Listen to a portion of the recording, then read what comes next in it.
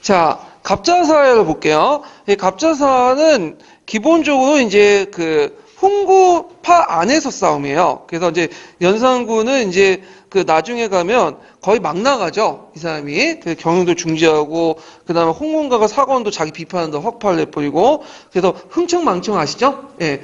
기생들 끼고, 흥청들 끼고, 놀고, 그 다음에 막 했는데, 그러다 보니까 연산군이 점점 고립화돼요. 그래서 신수영이나 임상훈 같이 몇몇 친인세력들만 그 주변에 있고, 심지어는 훈구파 대신도 얘를 멀리하게 돼. 예. 그래서 이제 있었는데 이때 이제 또 한 번 연산군이 사활을 일으키죠. 그 원인은 뭐냐면 능상이죠. 아까 그 김효사, 아까 저기 무호사와 마찬가지죠. 능상은 뭐예요? 주상을 능멸한다. 되게 주관적인 이유로 해갖고 모든 사람을 능상을 모아붙여갖고 막 사람도 죽여요. 거기다 이제 연산군 생모 윤씨의 폐비 문제 있죠. 연산군 그 윤씨가 이제 나중에 성종 때 폐비가 당하잖아요. 그래서 사사받고 그래서 나중에 이게 불거지면서 그때 관여했던 그 훈척 세력들 대규모 처리를 하죠. 그 중에 이제 대표적인 사람이 누구냐면 한명회죠. 원래 한명회 그 전에 죽었어요. 근데 이제 한명회가 이제 자기 어머니였던 그 윤씨 사사 사건과 관련됐다 해갖고 부가 참시를 하고 그때 이제 남아있었던 이제 훈척 세력들을 쳐내기 시작해요. 자, 그래서 이제 요때 그 결과를 보면 기본적으로 훈척 세력들이 소멸됐고요. 훈시 세력들이 그 과정에서 남아있는 살림 세력도 겉다리로 이제 제거를 했죠. 그리고 이제 폐비 윤씨에 대한 추승 사업을 같이 하고 그리고 연산군은 그 친위 세력, 신수영과 임상훈 같은 그런 세력들만 믿고 이제 정치를 하게 되는 거예요. 결국에는 그 연산군 총신들, 그 옆에 있는 사람들이 이제 연산군이 툭하면 죽이니까 자기도 언제 죽을 줄 모르잖아요. 그러니까 이제 모르겠다 하면서 이 훈구 세력들이 주도를 해갖고 연산군을 쳐낸 거야. 그래서 이때 이제 일어난 것이 중종반정이죠. 그래서 요때 반정의 뜻이 반은 뭐냐면 반대 반자가 아니에요. 돌이킬 반자, 바로잡을 반자. 그러니까 원래 잘못된 것을 돌이킨 것을 바로잡는다. 돌이켜서 바로잡는다. 이게 반정이거든요. 그래서 그때 이제 누굴 내세웠냐면 그 당시 연산군의 이복 동생이었던 진성대군을 내세워요. 그래서 진성대군을 내세워서 이제 중종반정을 일으키죠. 그래서 이 중종반정의 의미는 뭐냐면 새로운 군신관계가 정립됐는데 예전에는 군주에 맞으면 절대적이었어요. 근데 군주다도 그 군주답지 못하면 어떻게 돼요? 처리할 수 있다. 그래서 성리학적 가치가 더 우위이기 때문에 충이라도 아무리 충이 중요한 유교적 가치라도 군주가 군주답지 못하고 충성의 대상이 되지 못하면 어떻게 돼요? 성리학적 가치 위배는 이런 그 군주라도 처리할 수 있다 해가지고 이 군신관계가 정립되죠. 그래서 이제 비정한 초대한 군주는 성리학적 명분에 맞지 않는 군주는 언제나 갈아칠 수 있다는 어떤 암묵적 인식이 형성되고요. 그것이 나중에 이제 무슨 반정과 또 연결돼요? 인조 반정하고 연결되는 거죠. 예. 그래서 이제 그 조선이라는 나라는 그 이시호 혼자 왕조가 아니죠. 사대부 연합한 왕조잖아. 그러니까 사대부 같이 정치를 해야지 연산군처럼 포악하고 지 멋대로 하고 그런 군주는 필요 없다는 거지. 예.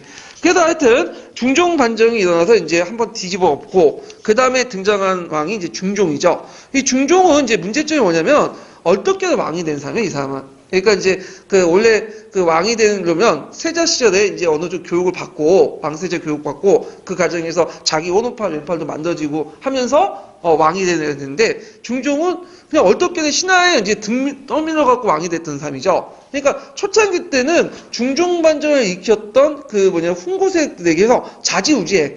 왠지 자기 세력이 없다 보니까 또 나이도 어리고 하니까 그래서 심지어는 자기 부인도 갈아쳤죠. 그래서 자기 부인이 이제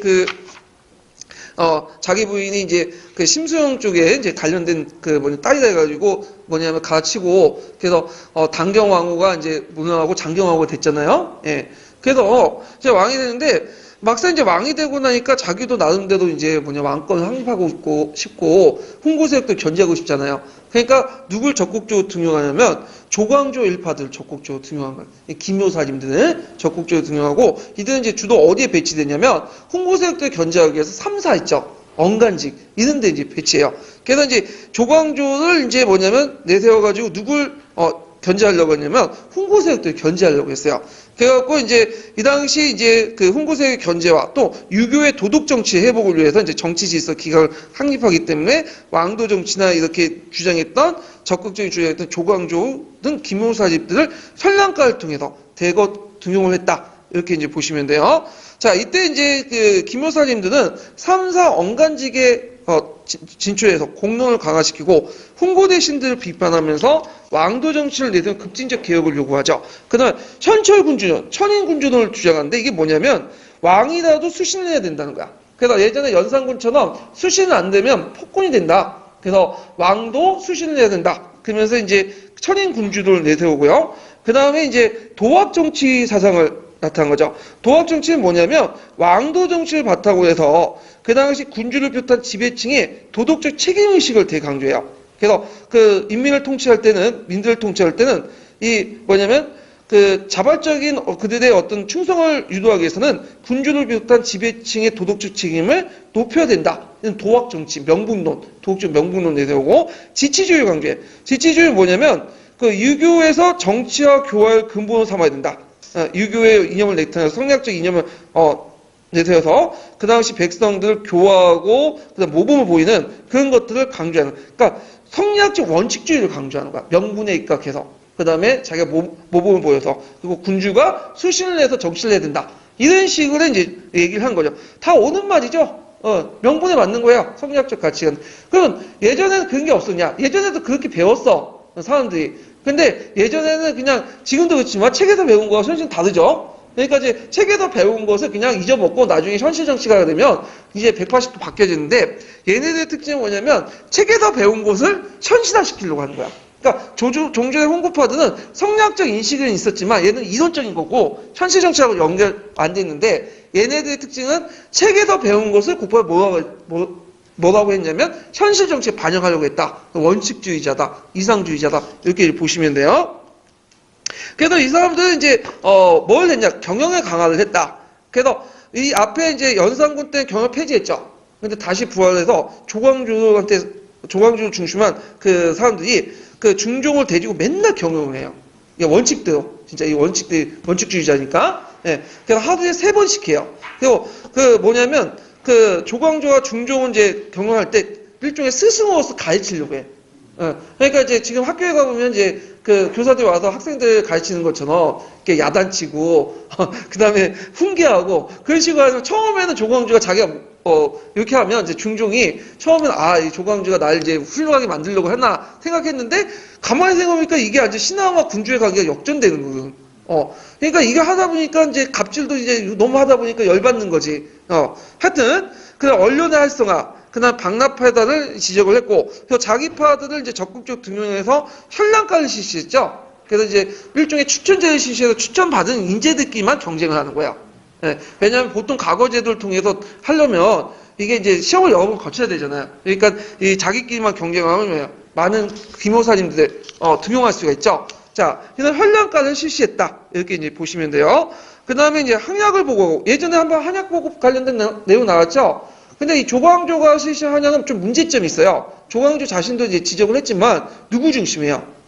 사림들이 주체적으로 한 게 아니라, 한투사에서 주체적으로 한 게 아니라, 국가에서 일괄적인 프로그램에 의해서 수용 한약 중심이죠. 강권을 동원하냐? 이런 것들이 문제점이 있었다. 이건 나중에 좀 얘기를 하고요. 그래서 이 한약을 보급해서 항충사회를 안정시키려고 했고, 그 다음에 그 소격서는 뭐냐면, 그 당시 이제 그 경복궁 안에 부녀자들이나 이런 왕실의 부녀자들이나 이제 왕비들, 대형 대비 이런 사람들을 위해서 도교의 이제 사원을 하나 만들어놨어요. 그리고 거기에 이제 뭐 기원도 하고 복도 빌고 그랬는데 이게 이제 그 원칙주의자인 조광조 입장일 땐 마음에 안 드는 거야. 이 소격성 이단이죠. 그러니까 이제 그걸 폐지하라고 막 요청한 거야. 그러니까 중종이 처음엔 안 들어줬어. 이거 별것도 아닌데 그냥 놔두지 하니까 그 당시 이제 그 조광조 등 그 일파들이 모아놓고 원이 운영한다면서 이제 같이 합의를 해갖고 삼사들이 모여서 처음부터 밤낮으로 맨날 아니됩니다. 막 폐지하시고 이렇게 하니까 왕이 어쩔 수 없이 폐지한 거야. 예. 그러니까 이제 이때부터 질리기 시작한 거죠. 이제 조광조 일파들에게. 거기에다 이제 정몽주, 김경필, 정영찬 같은 사람들이 문무배양하는데 특히 이제 문제가 됐던 것이 이제 뭐냐면 이 사람들은 이제 문무배양을 하고 또 그 뭐냐면 이들을 왜 이렇게 뭔가 이상한 이제 기르기 위해서 그 당시 이제 이걸 이제 기반으로 충을 명분을 내세워야겠다. 그래서 이제 이런 것들 문무 배양을 했고요.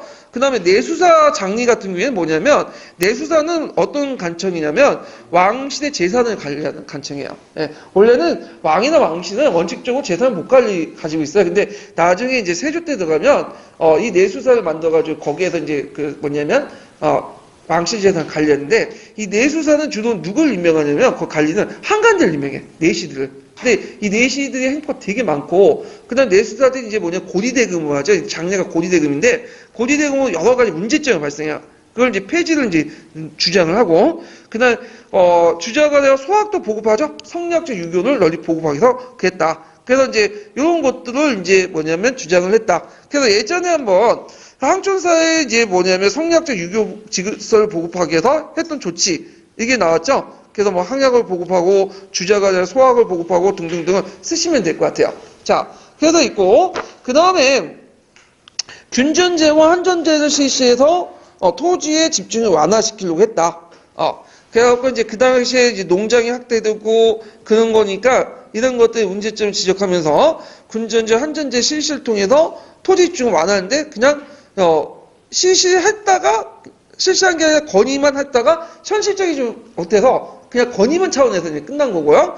그 다음에 이제 문제가 됐던 게 이들의 몰락이 문제가 됐던 게 위훈삭제 문제야. 위훈삭제 문제는 뭐냐면 그 당시 이제 중종반정에서 공원을 세웠던 사람들이 있어요. 후신 세력들 중에 많은 공헌을 받았는데 그들 중에 실제로 거기에 참여하지 않은 사람이거나 참여했더라도 그 공신 대우만큼 그만큼 받을 만큼 큰 기여를 하지 않는 사람들이 너무 가대포상을 받아가지고 원래 공신 대우를 받은 게 있거든요. 그래서 그들이 가지고 공신 그 문제를 공신 칭호를 박탈하자.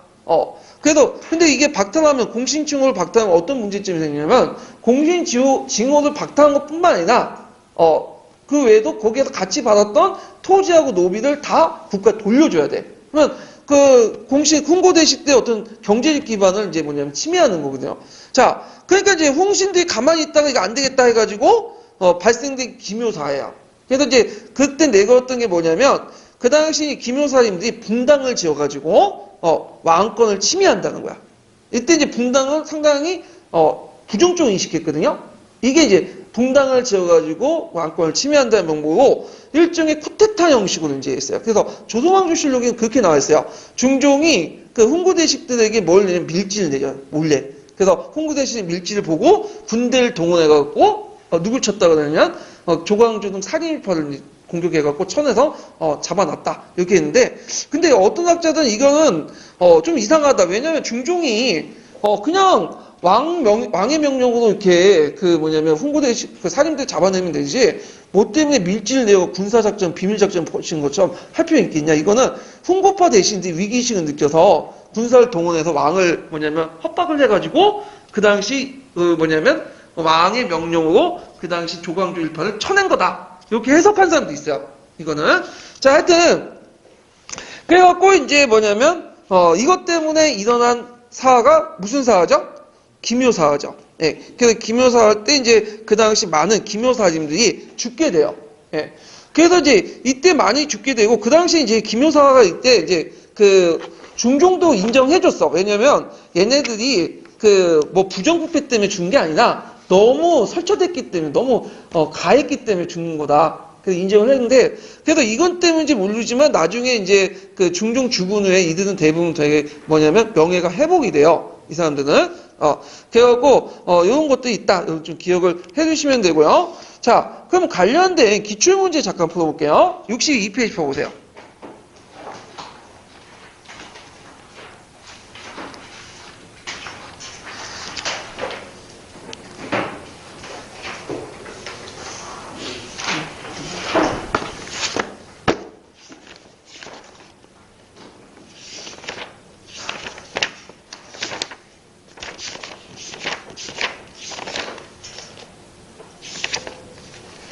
자, 62페이지 보면요. 잠깐만요. 네. 자, 조선의 문물제도가 정비된 성종대 전후에서 새로운 정치세력인 산인파가 등장했다. 이 산인파 기존의 정치세력인 훈구파를 구별질 수 있는 기준 두 가지 쓰시오. 그리고 중종반정 후에 조광조 등 산인파가 시도한 개혁정치 중에 성리학적 윤리질서를 보급하기 위한 노력을 세 가지 쓰시오. 이렇게 했거든요. 자, 일단은 아까쯤에 제가 그 표 제시했죠. 산인파와 훈구파 비교. 산인파는 그 건국과정에서 이제 역사혁명에 반대한 뭐에 기반을 둔 거죠? 그 온고파 사대부에 기반을 둔 거죠. 그리고 이제 중소 지지층에 이제 머물면서 항종세를 구축했고, 그 다음에 이제 이들이 있고, 그 다음에 그 중앙 비리행위를 이제 비판한 걸 중앙 정계에 진출했던 사람이고, 사장보다 뭘 강조했죠? 경악을 중시하겠다. 뭐 등등등 해서 이제 쭉 쓰시면 될 것 같고요. 그 다음에 요게 조광조 일파들이 이제 그 윤리질서 복원 노력. 그 아까 얘기했죠. 유교에 위배되는 도교나 민간신화를 배격하고, 소격서를 폐지하고, 그 다음에 한총사를 안정시키기 위해서 학력을 보급하고, 소학이나 주자가 같은 걸 보급하려고 했다. 이런 것들 쓰시면 되고요. 자, 그 다음에 그 5번 문제 볼게요. 다음에서 설명하고 있는 정치세력이 추진하고 있는 정책만을 보기에서 모두 고른 것은 11년 기출 관련된 문제인데, 자, 3사의 언간직에 주로 포진하여 자신의 의견을 공론이라 하면서 요술시대 같은 이상사회를 구현과 도학정치 시전을 내세웠고, 연산군의 학정을 통해서 그 당시 이제 그 무엇보다 군주의 마음을 바르게 하는 것의 급선무를 깨달아 군주의 수신과 지치주의를 강조했다. 이런 것들을 이제 얘기하는 건데, 자, 여기에서 도학정치라는 것은 지배층이 스스로 도덕적 책임 의식을 높이면 백성들이 자발적으로 따른다. 명분으로증 어떤 사회 질서를 확립하고, 그런 연장선상에서 양반들은 수기치인 지약을 해야 되고, 그리고 군주들도 같이 배워야 된다. 그래서 나중에 그 성악 군주론이 대두되는 어떤 배경이 되는데, 자, 이걸 주장했던 사람이 누구예요? 어떤 사람이죠? 조광조와 그 일파들이죠. 김호사림. 그래가지고 이제 내용을 보면요. 자, 소격서를 폐지했죠.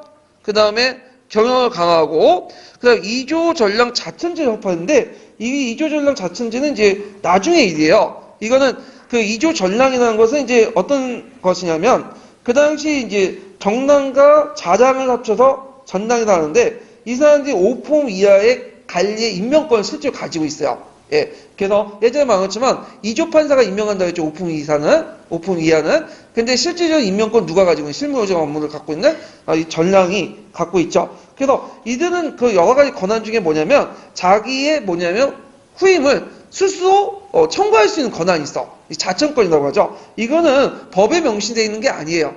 예, 법에 명시되어 있는 게 아니라 관례로 이제 보장받는 건데, 왜 이런 관례를 이제 보장해 줬냐면 훈구파 대신이 너무 강하니까 성종 때부터 이런 좀 하위직 관료도 있죠. 하위직 관료 중에 좀 요직인 사람들에게 권한을 줘가지고 훈구파 관리든 상위직 관료들 견제시키려고 했거든. 그래서 조선의 관료 시스템은 조선 전기 때는 하위직 관료를 통해 상위직 그 고관대를 견제하는 그런 시스템이 있는데, 문제는 이렇게 이제 이조전략의 권한들, 뭐 자청권, 이런 것들, 통청권, 낭청권, 이런 것들을 나중에 악용을 해.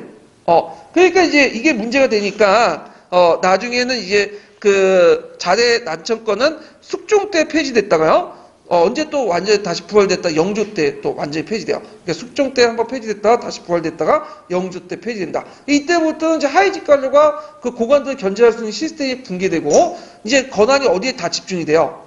다. 거기 비변사 중심의 어떤 고위직 관료들이 집중이 되죠. 예. 그래서 이런 것도 있다. 이거는 나중에 조선 후기 때 내용이고요. 그다음 내수사 장리 폐지, 아까 얘기했처럼 내수사에서 이제 고리대금을 한다고 했죠. 그런 것들 폐지를 이제 주장했다. 그래서 답이 그 4번이 되겠죠. 기역, 니은, 니을. 이렇게 이제 보시면 되고, 아마 언젠가 한번 나올 가능성이 있어. 예, 나올 때가 될 것 같아요. 조광조는. 자, 그러면 관련된 이제 기출 문제 풀어봤고, 총괄평가 한번 풀어볼까요? 총괄평가가 세 개만 하니까 이게 총괄평가 63페이지 펴보세요. 63페이지.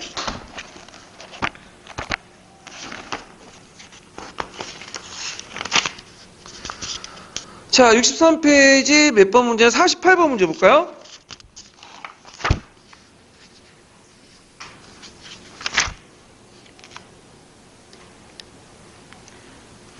자, 중종이 다음에 언급한 세력을 등용한 목적을 서술해보고 기획과 관련된 개혁 내용이 세 가지를 서술해보시오. 그리고 가에 들어갈 사건들을 말해보고 니은의 훈신들이 살인파를 처단한 명분을 두 가지 써보시오. 자, 조광조에서 이제 중심으로 살인들은 훈신들의 비리를 계속하여 비판하는 한편 유교적 도덕 정치에 힘을 기울였다.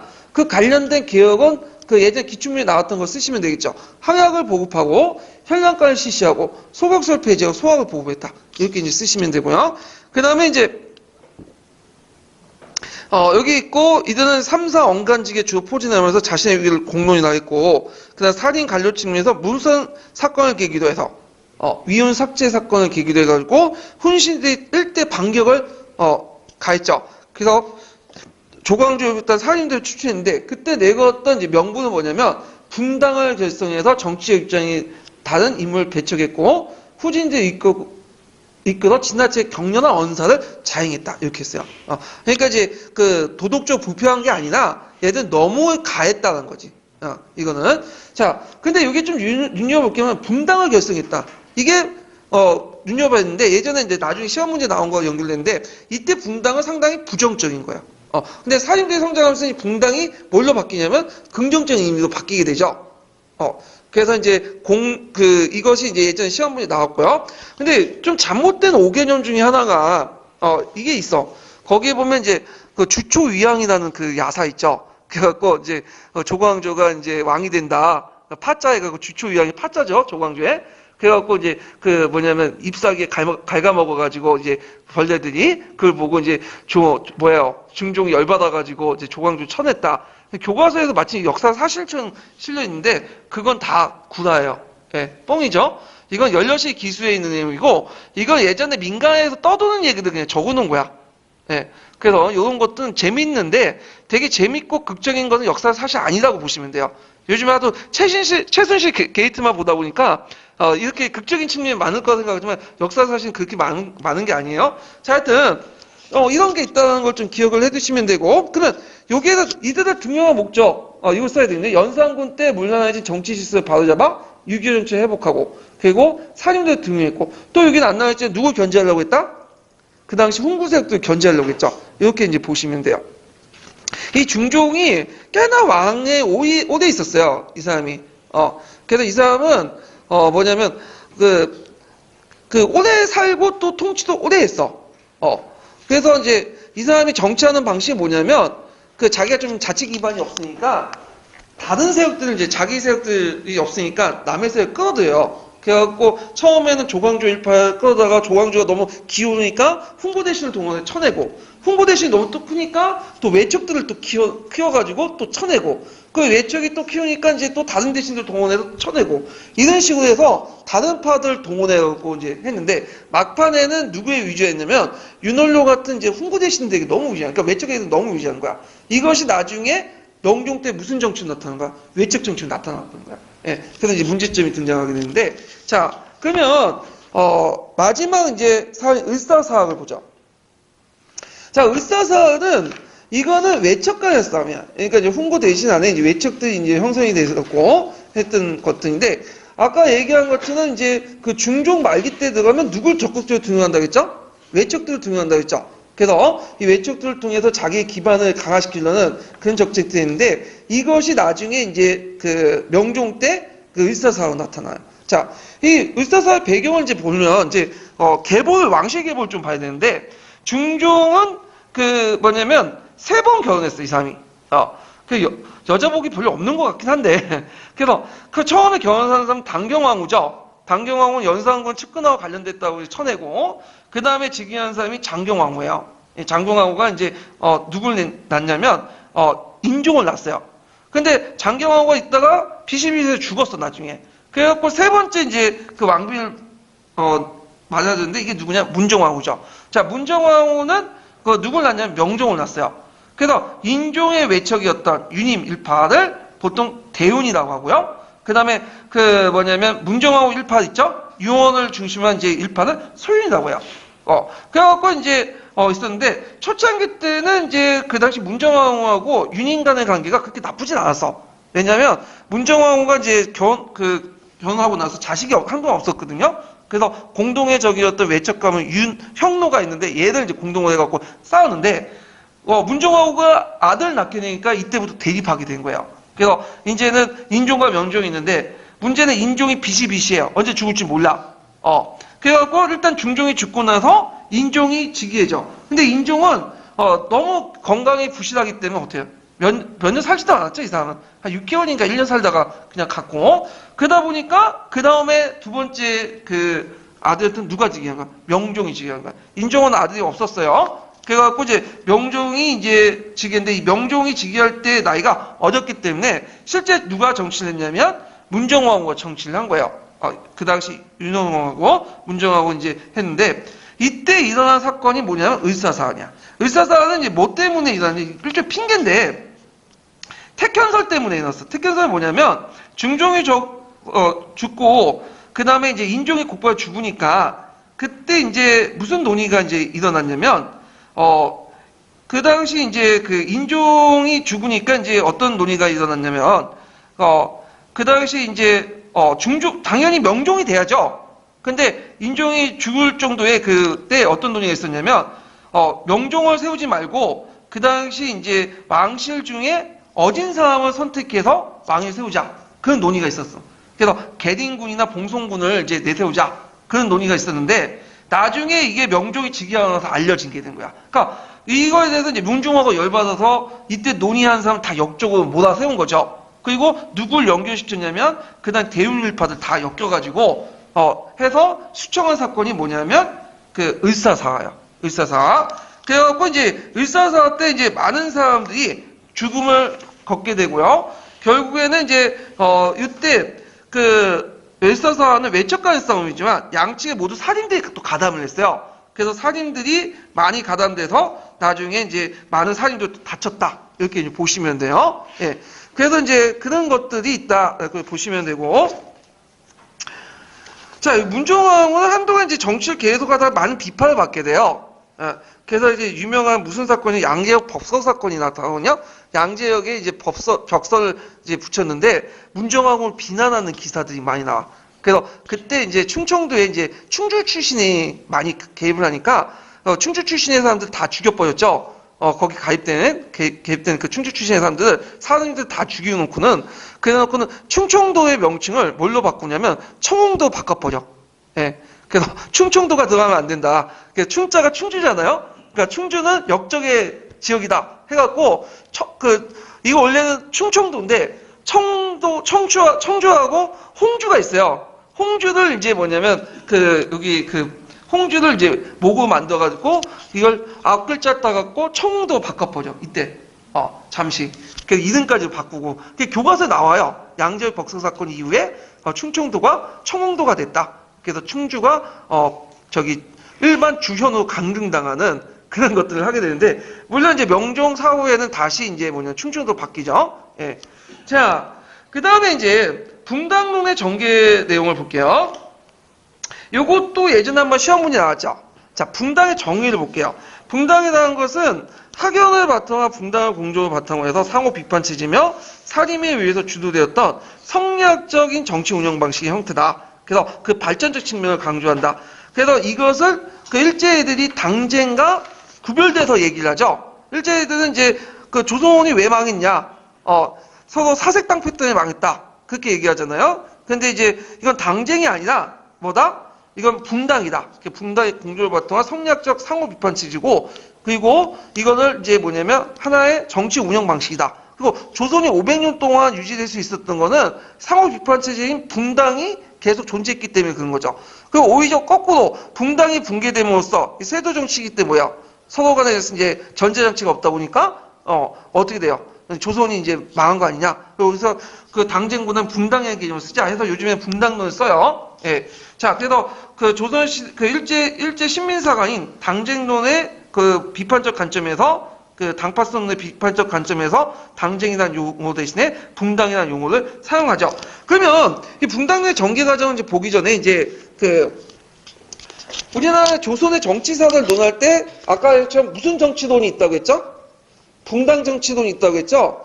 사진 정치론, 붕당 정치론 이렇게 두 개의 시각이 있는데 사립 정치는 사립에 등장할 정치적 시각에서만 구성이 되는 거야. 근데 붕당 정치는 항상 사회 경제적 맥락을 통해서 붕당 정치의 전개 과정을 5단계 나눈다 했어요. 그러면 여기를 한번 보면 뒤에 표가 있긴 있는데 일단 여기가 이제 설명을 좀 하고 넘어갈게요. 교재 이 뒤에 그 정치 형성 과정에서 조선 후기의 정치 변화 부분에서 표가 조그맣게 있어요. 자, 그러면 보면 크게 이제 5단계 나누죠. 5단계 발전에 그래서 나오는데, 자, 여기에서 이제 요 흐름들, 사회정치적 그 분단정치의 발전 과정은 뭐와 연결되어 있다 하시면 정치적 형성뿐만 아니라 사회경제적 변화와 같이 밀접하게 변화가 있어요. 흐름과. 그래서 이제 여기가 1기가 이제 16세기 때야. 여기가 1기가. 여기는 분당정치의 형성기야. 그래서 형성기가 이제 있고, 요 형성기는 언제부터 언제까지? 여기는 16세기니까. 대개 이제 뭐 성종부터 해가지고 저 선조까지 이렇게 이제 있고, 그래서 있다가 나중에 이제 2기로 넘어가죠. 2기. 자, 2기는 17세기 중반까지 2기라고 하는데, 자, 요때는 이제 그 뭐냐면 형성시가 강해군까지네요. 네, 성종에서 강해군까지. 그리고 요때 2기는 요때 2기 넘어가는 큰 사건이 하나 터지죠. 무슨 반정이죠? 그렇죠. 인조 반정이죠. 이기 때는 분당 정치가 절정을 이뤘던 시기야. 그러니까 분당 정치가 제일 잘 구현된 시기를 이제 보죠. 요거는 이제 언제 때냐? 인조 반정 이후부터 해가지고 거기 이제 숙종 그 한국 정치 이전까지 있죠. 한국 정치 이전까지 여기까지 이제 한국 정치 이전까지 이제 볼 수 있는데 요때는 이제 상호 공존을 같이 해요. 누구와 누구와 상호 공존할까요? 남인하고 서인이죠. 그래서 서인이 주도를 했지만 누가 참여시켰어요? 남인을 참여시켜갖고 이런 이제 분당 정치의 어떤 그 상호 존중, 상호 비판 체제를 유지했고 그 대표적인 사건이 무슨 사건이냐면 예송 논쟁이죠. 그래서 예송 논쟁은 1차 예송하고 2차 예송이 일어났잖아요. 근데 서당이 이제 패배에 불구하고 그 정당을 국가로 멸망시키지 않고 그들은 같이 참여시켰죠. 그래서 이런 것들 잘 보여준 게 예송 논쟁이다. 근데 이제 이게 붕괴되기 시작한 것이 이제 뭐냐면 3기 때 넘어가서 분단 정치에 뭐가 나타나요? 말폐화 현상이 나타나. 그러니까 숙종 때 계기를 통해 나타나죠. 숙종 때 무슨 정치가 이 말폐화 현상의 대면이죠? 한국 정치. 그래서 한국 정치는 이제는 이제 이 세 번의 한국 정치를 거치면서 어떻게 돼요? 이제 상대 분당에 대해서 사사가 담발하고 그다음에 어떻게든 죽이려고 하고 그렇게 하죠. 그러면서 이때는 이제 무슨 정치가 일당 독재 정치가 등장해요. 한 당파가 계속 정권을 유지하고 다른 당파의 어떤 공존을 인정하지 않은 그런 것들이야. 그래서 여기가 그러니까 위기의식을 느끼는 왕권 입장일 때는 왕의 입장일 때는 이걸 바로 잡아야 되겠죠. 예. 그래서 사기로 넘어가죠. 사기 이렇게 사기로 넘어가죠. 그래서 사기 때는 이제 이게 탕평 정치라고 해요. 그래서 탕평 정치는 숙종 때부터 출발했지만 실제로는 영조하고 정종 때 일어나죠. 그래서 각 당파가 예전에 균형위에서 이렇게 왕권을 유지했는데 그 균형이 한쪽으로 쏠리니까 왕권을 위협받죠. 그래서 왕이 직접 이제 뭐냐면 나서서 왕권을 강화시키는 방법으로 이렇게 했는데 문제는 이게 성공해서 실패했어요. 실패했죠. 오히려 왕권을 강화한 과정에서 중앙의 권력만 강화시켰어. 그래서 나중에 이제 19세기 들어가면 이제 분당 정치, 그러니까 탕평 정치가 이제 여기가 망하고 뭘로 넘어와요? 세도 정치가 등장하죠.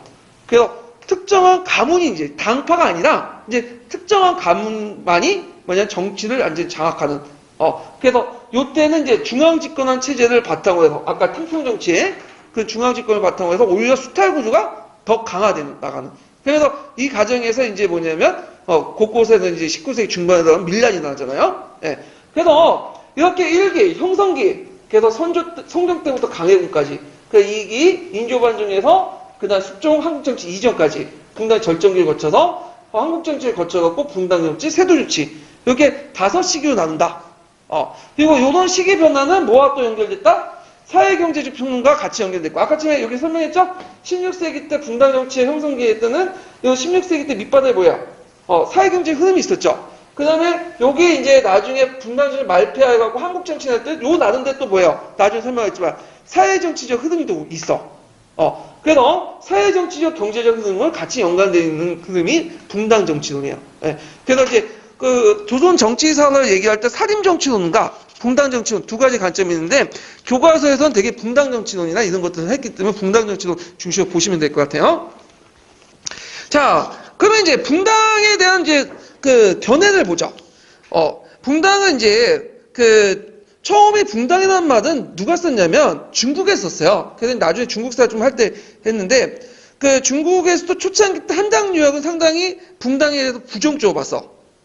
분당은.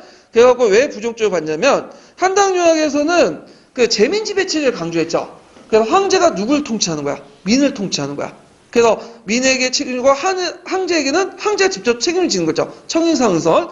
그래서 신하들은 그냥 옆에서 왕을 보조해준 존재예요. 그래서 한당 유학에서는 뭐냐면 그 신하들이 뭐 분당을 져갖고 하면 왕권을 능가하고 정치를 방해한다고 상당히 부정적으로 봤어. 근데 이것이 이제 긍정적으로 바뀌게 되죠. 언제 계기고 이학, 송학이 등장하면서 그러면서 이제 모든 사람이 왕이나 사대부는 뭐예요? 니들 같이 받잖아요. 니들 받은 군자로서 같이 정치하는 공치주의가 등장하죠. 그래서 왕과 그 다음에 그 사대부는 같이 정치하는 이런 성리학이 등장하면서 이제 공치주의 입각해서 분당은 상당히 좋게 봐요. 그래서 이제 그걸 볼 수 있는 게 구양수의 진북론 같은 게 있죠. 소인의 당인 위분과 군자의 당인 진붕을 나누고 진붕을 써야 천하가 다스린다 이런 인식이 있고 그다음 주위에 뭐 군자 소인론 인군 위당설 그래서 군자가 분당을 이루고 임금을 끌어들여 그 당을 속하게 한다 뭐 이런 것도 있죠. 자, 이런 것들이 이제 뭐냐면 그 중국의 대표적인 분당론인데 이게 이제 우리나라의 분당론에도 이게 차례차례 보여요.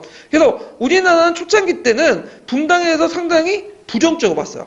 그래서 한당 유학적 관점이 계속 남아있기 때문에 훈구파드는 그래서 이 분당을 사당으로 간주하고 조정의 문란 요인으로 이렇게 보고요. 자, 그것을 볼 수 있는 것이 뭐냐면 앞에서 그 김효사님 있잖아요. 처단할 때 내걸었던 명분이 뭐예요?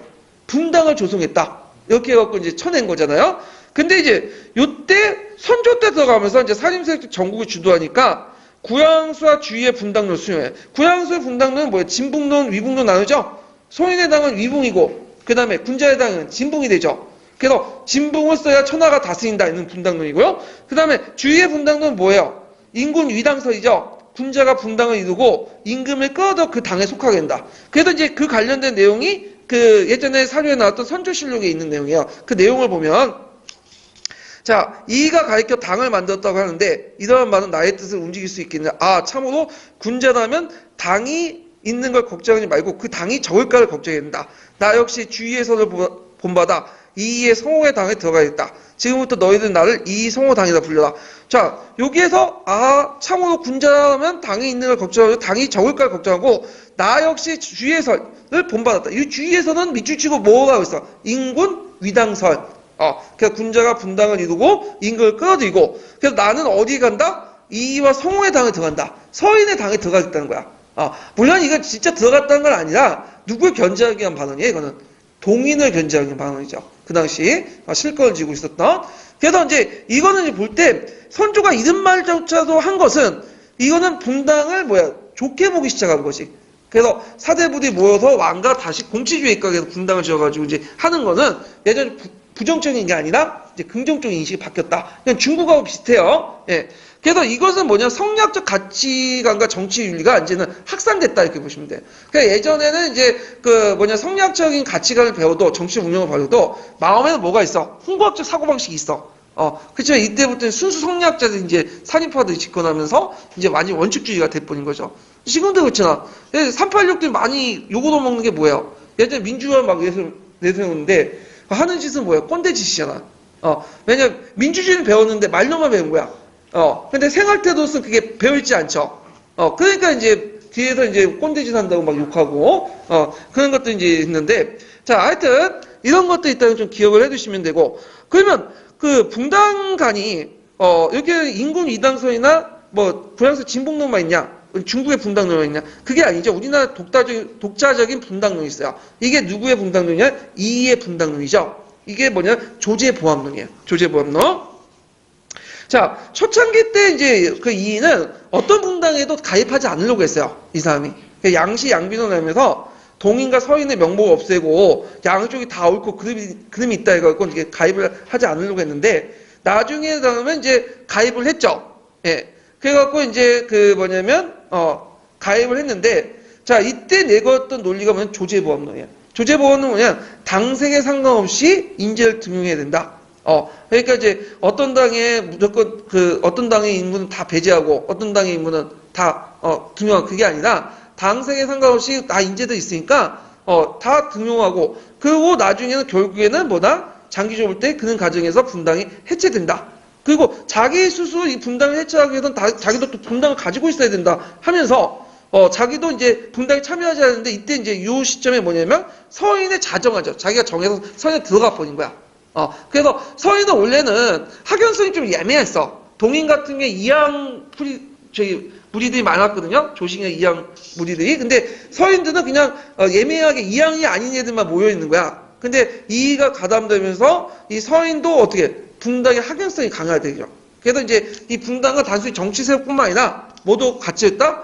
학연성이 강한 집단으로 이렇게 연결됐다. 이렇게 이제 보시면 되겠죠. 자, 그래서 이제 이의 분당론의 조제보암론은 나중에 숙종의 탕평론의 이론적 배경이 됐지만 숙종 자체가 이제 한국 정치를 하는 바람에 어떤 평당적인 운영 때문에 제대로 반영은 안 됐죠. 예. 그래서 우리나라 국제적인 그 분당론, 조제보암론 이 내용도 좀 기억을 해두시면 되고요.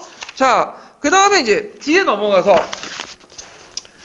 자 신학자의 분당관을 보죠. 신학자의 분당관이 예전에 시험문이 나왔어요. 역교론과 관련돼서 신학자들은 분당에 대해서 좋게 생각할까요? 나쁘게 생각할까요? 일단 되게 나쁘게 생각해요. 되게 비판적이에요. 왜 비판적이냐면 자, 이 신학자들이 주로 살았던 시대가 어떤 시대예요? 여기 보면 자 1기, 2기, 3기, 4기, 5기 중에 어떤 시기예요? 주로 분당 정치가 말폐화된 일당 독재 체제야. 그러니까 사기 때죠. 그러니까 요 시기에 살았기 때문에 이 사람들은 이 말폐적 단계에 살았기 때문에 당연히 분당 정치에 대해서 비판적일 수밖에 없죠. 근데 문제는 이걸 일제 신민사학자들이 이용한 거야. 그러니까 요 위에 나와 있는 다양한 기사들은 다 안 보고 어디만 보는 거야. 저 말폐화된 신학자의 비판 내용만 딱 봐가지고 어디다 실어놓은 거야. 조선사에 실어놓는 거야. 그래놓고는 봐라. 사조에도 너네 조상들이 분당 정치 비판하지 않냐. 그러니까 너희들은 당정에 맞춰서 나라가 망했다. 그래서 당파성의 근거를 잡아놓은 거죠. 예. 그러니까 자기가 보고 싶은 것들만 보는 거지. 역도론에서 뭐가 하는 거야? 담론이죠, 담론. 그러니까 아까 저 얘기했지만 시간적 계열을 이렇게 하면서 그 나머지 내용은 다 빼고 자기가 보고 싶은 거 딱 앞에 해놓고 봐라 이것 때문에 너희들은 이렇게 당파 싸움 때문에 나가 망했다 이런 식으로 나온 거지. 예. 자, 그래서 하여튼 그 당시 말폐적 단계에 접어든 일당 정치의 파행적 정치형에 대한 비판을 일제 신민주의자는 당파성로 날조해갖고 우리 역사의 속성을 낙인시켜 신병적 부정 일병도 당쟁가를 심어놨다는 거예요. 그러니까 우리나라는 조선은 왜냐면 당파 싸움에 망했다. 이런 식의 이제 얘기를. 근데 거꾸로 분당 정치가 계속 유지되기 때문에 조선은 몇 년 동안 유지했죠? 500년 동안 유지해요. 500년 동안 유지된 나라가 없어요, 거의.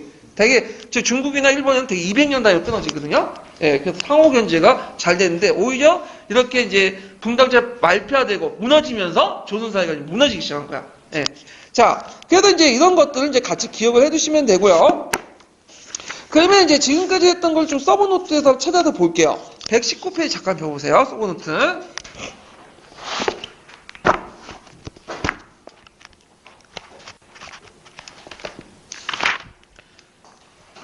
자, 거기 이제 살인과 홍구의 비교, 각자 보시고, 홍구파, 살인파, 뒤에 넘어가서. 자, 그 다음에 이제 살인의 실현해가지고, 이렇게 보면, 자, 거기 이제 염산군 때 무오사하고 갑자사가 있죠? 그래서 그 무오사와 이제 갑자사의 내용을 보는데, 저기 갑자사의 이제 그 밑에 그 갑자사 이후에 이제 친위체제가 구축이 되고요. 그 다음에 경영을 중지하고, 홍문관과 사관원이 혁파되고 언론 기능이 이제 대폭 줄여졌죠. 성종 때 만들어졌던. 그 다음에 이제 척신세력 이런 것들이 본격적으로 등용하기 시작했다. 이렇게 이제 보면 되고요.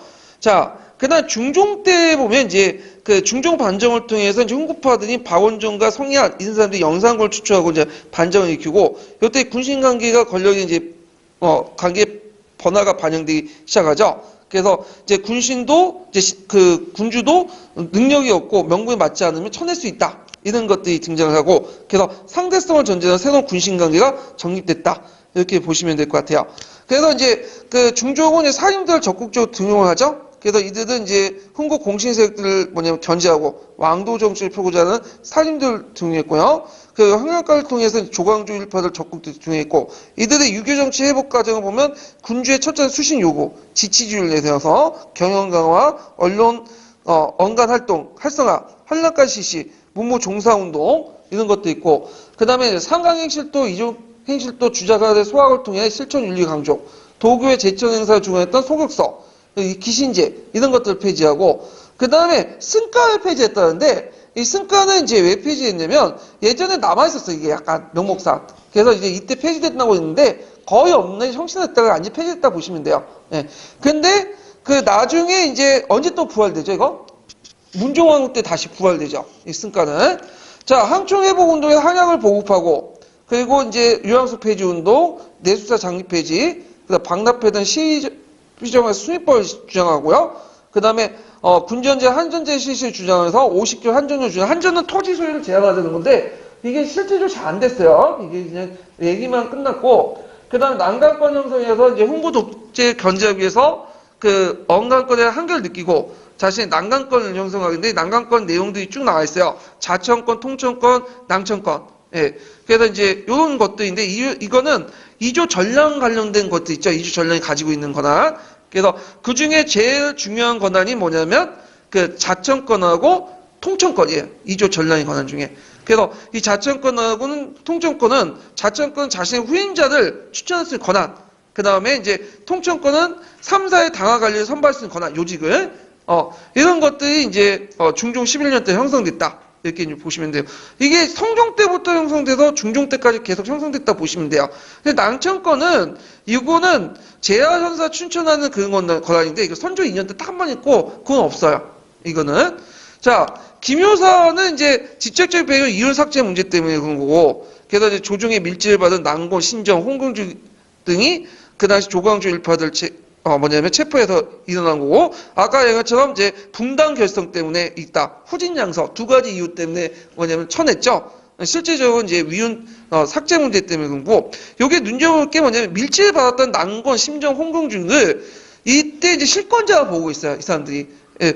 근데 중종도 왜 그냥 쳐내면 되지? 굳이 이들에게 밀지를 보내가지고 했냐? 그러니까 이 사람한테 실제로 난궁, 신정, 홍금주 중종의 의사를 가장해가지고 밀지를 받은 것처럼 하고 중종을 억압을 해갖고 협박을 해가지고 이들을 쳐냈다라는 것도 보는 학자도 있어. 중종이 주체를 일으킨 게 아니라. 자, 그래서 결과는 조광조 등 사사를 필두해서 친진사를 피하였고 사사는 뭐예요? 사약을 내리는 거죠. 그래서 예전에 이제 그 사대부들은 사약 먹고 죽었어요. 그러니까 사약을 먹고 죽었다는 건 대단한 뭐야? 사대부 집안들만 할 수 있는 거야. 일반 평민들은 그렇게 죽지 못해. 되게 교수형, 차명으로 죽죠? 예. 자, 그 다음에 이제 사쿠인데 이제 깎아내린 전국 공신의 자기들 회복했고, 공신들의 자기들, 한약을 폐지하고, 헐렁가를 폐지하고, 그러니까 종전에 이제 조광조 했던 것들을 다 폐지했다고 보시면 돼요. 자, 김효사의 성격은 정치 권력 측면에서 왕권, 재산권, 언강권이 상호견제 군용을 깨는 건국대전의 권력 체계가 무너지면서 그 언강권이 너무 지나치니까 이때 왕권과 재산권이 결탁돼서 대대적인 반격을 끼했다는 거. 또 이면에 그 숨어있는 것에서는 왕위 승계와 관련된 왕권의 성격 변화, 난강권의 정치적 강화와 언강권 확대에다는 재산권 견제 확대라는 정치구조와 새로운 양상으로 전개되었다. 그래갖고 이제 후에 이제 아까 김효사 이후부터는 그 어떻게 중종이 통치한다고 했어요? 외척들, 적국들 등용해서 홍보들 견제해요. 이런 것들이 이제 앞으로 나온 명종 때 의사사입도 배경이 되기도 해요. 예. 그 다음에 이제 그 난강권의 정치적 강화와 언강을 확대했다는 재산권 견제들 이 두 개의 세력들이 이제 결합이 되는데 이때는 어떻게 이제 되냐면 나중에 재상을 했던 뭐냐면 재상을 했던 외척들이 누굴 적극적으로 등용하냐면 그 난강권이나 삼사들을 적극적으로 자기 편을 받아들여. 그래서 언론을 장악을 하기 시작해. 그래서 자기 세력 맞고, 그러다 보니까 그때 살인도 양쪽 갈라진 거야. 양쪽들이 이제 언론을 장악하는 과정에서 언론직에 누가 많아요? 살인들이 되게 많죠. 그러니까 각기 소윤, 대윤 이렇게 붙어가면서 싸우다 보니까 많은 사람들이 이제 뭐 언택견의 외척 싸움에 말려들어 죽게 되는 거죠. 예.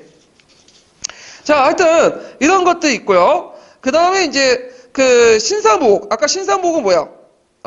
이 훈고들이 이제 직권을 이제 신사모옥을 계기해 갖고 이제 신사모옥은 뭐냐면 기묘사에서 죽은 사람은 별로 없어요, 솔직히 말해서. 그러니까 조광조 등 몇몇밖에 없었는데 그 뒤에 신사모옥이 큰 사건이야. 이 신사모옥은 어떻게 되냐면 난곤 신정 이런 사람들이 김한로 이런 사람들이 이제 보고 있었던 거야.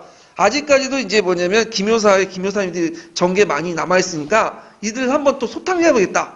근데 어떤 일이 있었냐면 그때 이제 기묘사님의 한 사람이 이제 이름은 제가 기억 못 하는데 거기 이제 길을 가다가 이제 뭐냐면 이제 지방 여행 가다가 어느 이제 역에서 어떤 역에서 쉬고 있었어요. 근데 이제 고기를 먹으려고 종이를 폈거든요. 근데 종이에 이상한 이름이 다 적혀 있는 거야. 뭐 개똥이 소똥이 하면서. 그러니까 이제 그 옆에 있는 친구가 이걸 보니까 좀 이상하다 하면서 왕한테 밀고 가는 거야. 그러니까 이제 그 옆에 있었던 이제 난곤 심정 이런 사람이 이걸 일종의 공안 사건 꾸민 거죠. 그러니까 이 사람이 거기에 적혀 있는 사람들 동원해가지고 누굴 친자? 중종을 친 역모 사건이다. 그래갖고 거기에 적혀 있는 사람들 다 끄집어내고 또 거기에 관련된 그 사람의 친구, 아버지 뭐 다 끄집어내가지고 다 죽여버린 거야. 그래서 실제로 기묘사보다는 그 2년 뒤에 일어난 신사모옥 때 많은 사람이 더 죽었어요. 그러니까 한번 검색을 해서 찾아보세요. 이때. 자, 하여튼 그때 이제 난곤 심정 김한노가 있고 김한노가 이제 등장하는데 이 김한노가 후기 때 외척 때 주범이야. 그래서 나중에 이 김한노를 자기 외척 삼아 중종이 또 뭐냐면 김한노의 심을 실려줘요. 심을. 자, 그래서 이게 있고 그 다음에 이제 사림의 재직권 보면 중종 33년에 김효명원 아까 치면 이제 김효사한테 죽을 때 너무 많은 사람 억울하게 죽였다. 유생들이 이제 상소하고 그 다음에 이제 조금씩 소용되면서 나중에 중종이 죽고 나서 다시 이제 명예가 회복이 돼요. 김효사님들은. 자, 그 다음에 이제 중조 말 후사 문제 외척 갈등에 겪고 있고 인종인데 인종이 어떻게 돼요? 빨리 죽죠? 이 사람 1년 하다가 죽어요. 그 다음에 명종 때 을사사가 일어나죠? 그래서 이제 배경을 보면 중종말 후사 문제 척신과 갈등 그리고 인종의 외척이던 대운인 명종의 외척인 소윤과의 갈등. 그러니까 대운과 소윤은 거의 파평시 집안 거의 같은 집안이에요. 근데 거의 뭐 사돈의 8촌 정도 되는데 근데 얘네들이 이제 이것 때문에 이제 집안이 또 나눠졌어. 그러니까 대운, 소윤 이렇게 나눠지고 전개 과정을 보면 그 다음에 소윤의 유용일파가 대운의 유용일파를 없애기 택견설을 했죠. 인종의 후사가 명종이 아니라 계린군이나 봉성군 같은 현이었어요. 이게 인종이 죽으려고 할 때 당연히 아들이 없으면 동생한테 넘어가는 게 당연한 건데 그게 아니라 저쪽 인척 집안이었던 계린과 봉성군을 했다. 물론 이거 다 꾸며진 거야. 공안 사건이야. 그래서 그걸 계기해서 누굴 쳐내는 거야? 소윤이 대운을 쳐내기 시작한 거야. 그래서 이제 문종왕후의 밀집을 받은 이기나 유용원 이런 사람들이 윤관들을 탄핵을 하고 그래서 그때 대운과 관련 있는 사람 살인들을 적극적으로 대입을 하게 되고요. 제거를 하고요. 그리고 좀 있다가 양재호 법서 사건 때 요때 또 대운과 관련된 사람들 청주 지역 사람들 대규모 수침을 하게 돼요. 또. 자, 결과는 살인들이 지방에 응고하고 유용 같은 척신 정치, 외척 정치들이 이제 일어나고 그리고 이제 성격은 양쪽에서 살인들이 다 가담했다고 했죠. 왜냐면 양쪽에 이제 대운과 소윤들이 자기 3사들이나 언론 기관들을 다 장악하고 해서 자기 사람 심는 과정에서 살인들이 양쪽으로 나눠서 싸우게 된 거야. 그래서 이때 대운파는 영남과 호남 출신의 선진살인 성략자들 많았고 소윤파는 서울 군부의 인사로 기득권을 가지고 있는 그런 것들이 많았다. 그래서 이제 살인대 제2명을 보면 이제 명종 20년에 문종왕과 유용이 추출된 후, 이게 명종왕은 이제 죽고 그 유용이 이제 그 다음에 추출된 후 새롭게 살인이 제2명했고요. 이들이 이제 선조 때 새로운 정치 세우고 등장을 하게 되죠. 예. 그러면서 이제 나중에 선조 때 뭐냐면 이들이 이제 집권하게 돼요. 그리고 선조는 명종은 아들이 있었어요. 아들이 있었는데 일찍 죽었어. 그래서 아들이 없으니까 이제 선조는 반개 집안에서 이제 등장을 하게 된 거예요. 이 사람은 반개 집안에서 등장을 했는데 이 사람이 이제 등장하다 보니까 이제 자신이 정치 기반이 없잖아요.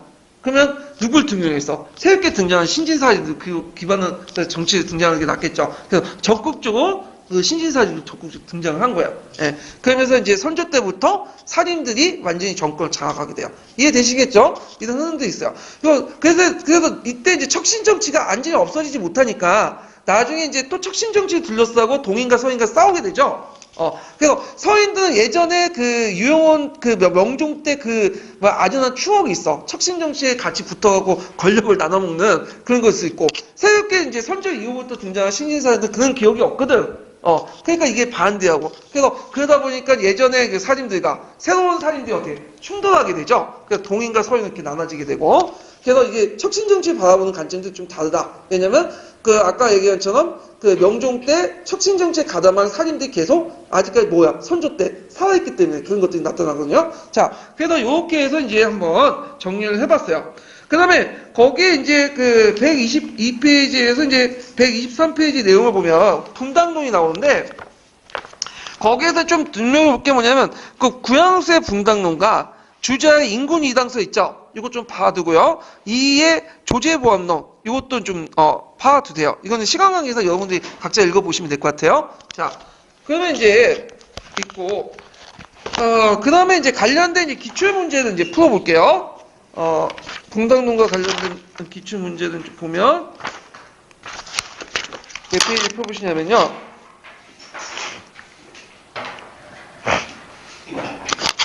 63페이지 펴보세요. 63페이지.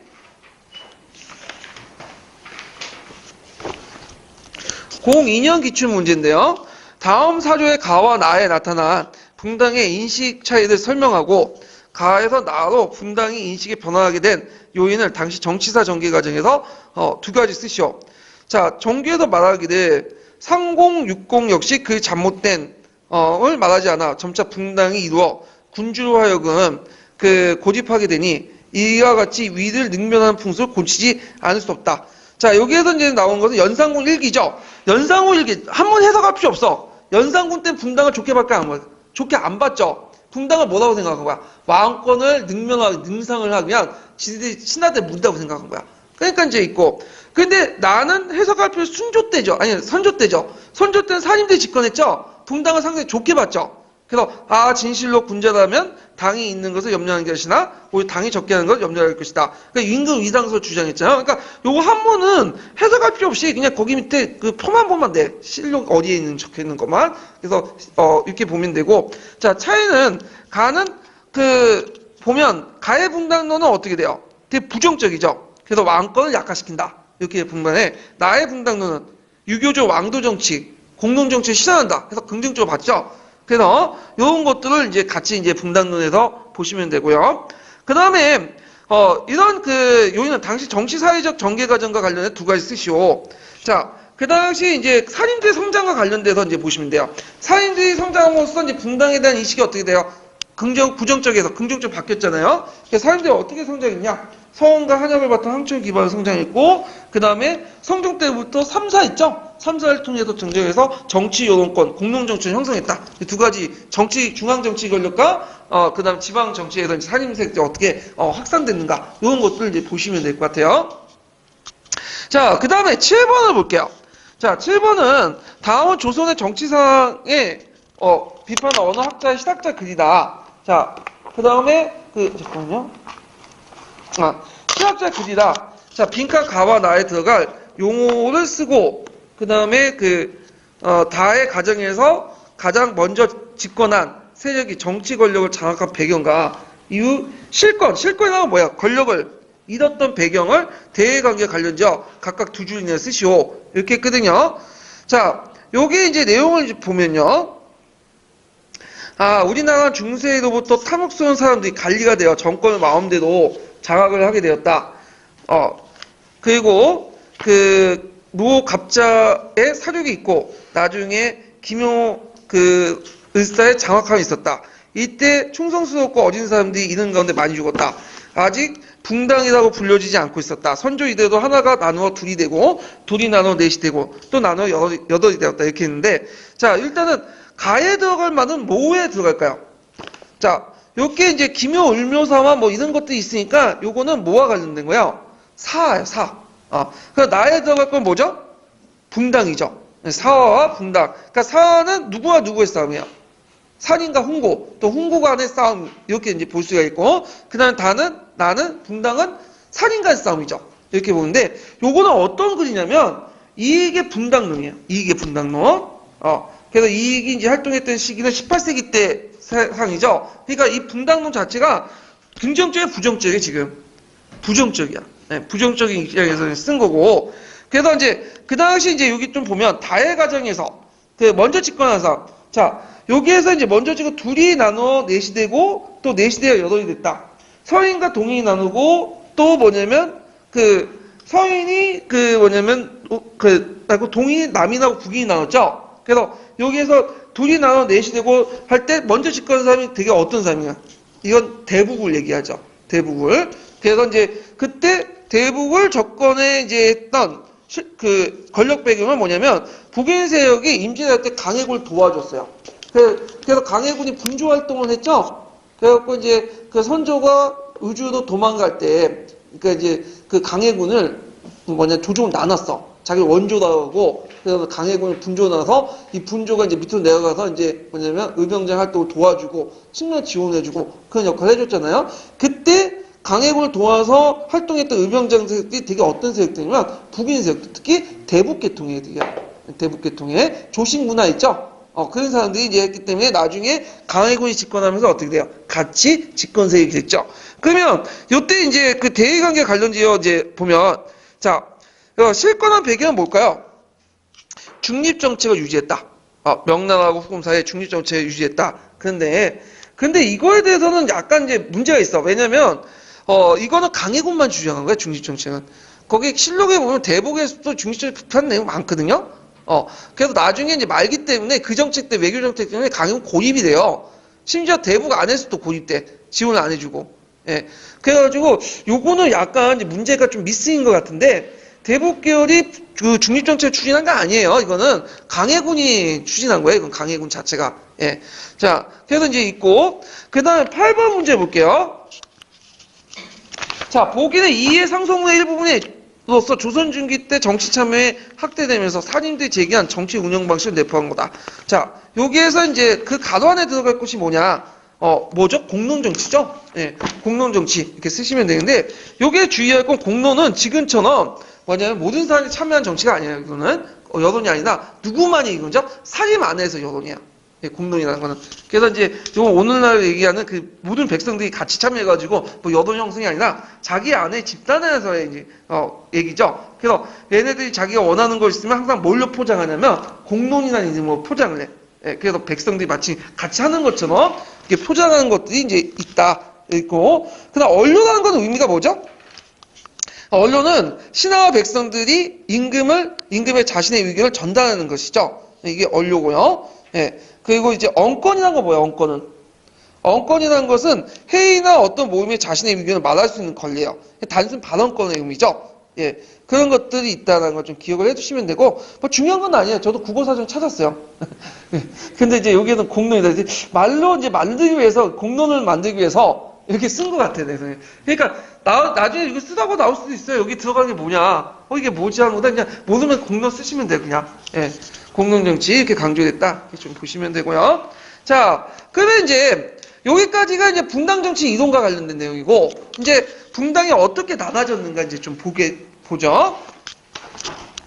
자, 거기에 보면 이제 몇 페이지 보시냐면, 잠깐만. 문제를 풀고, 제가 총괄평가 문제 풀었나요? 안 풀었죠? 총괄평가 문제 풀고 넘어갈게요.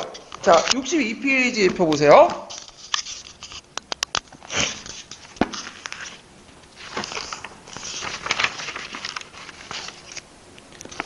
자, 62페이지 45번 문제 볼까요? 45번 문제. 잠깐만요.